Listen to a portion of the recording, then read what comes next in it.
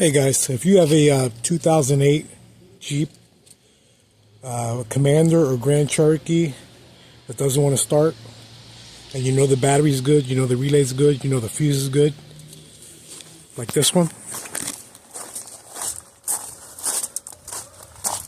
Let's see.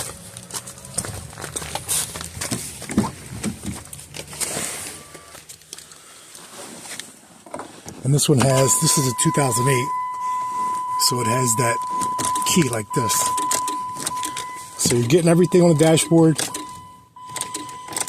You check the fuses, you check the relay, and it's still not starting. I'm going to show you what the problem is.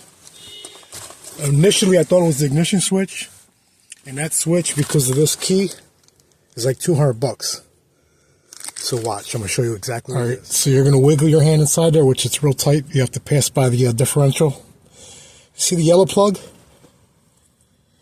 Let's see. Look at the plug. See all that corrosion inside there? Now look at the terminal, which is hard to see. Not sure if you can see that terminal. Let's see if we can zoom in a little bit. All right. It's real tough. Yeah, it's hard to see. All right, so that yellow wire, if you look at that terminal, it's all corroded inside. So what you're going to do is you're going to get some contact spray cleaner that I'm going to show you in a second, and a wire brush. You're going to wire brush that. Make sure the key's off though. All right, hold on. All right, so what you want to do is you get yourself some electronics cleaner and a brush. You're going to brush that little terminal, and you're going to spray this inside the wire because it's hard to get to. This will dissolve just about all the corrosion and whatnot. All right, now we'll see if it starts. Go ahead, try to start it. There you go. So if you checked the relay already, you checked the fuses, you checked everything, don't do like I did. I thought it was the ignition switch. And I'm lucky I checked it. I didn't change it because the ignition switch on this thing is like 200 and something bucks, and it has to be programmed. So it's a real pain in the ass.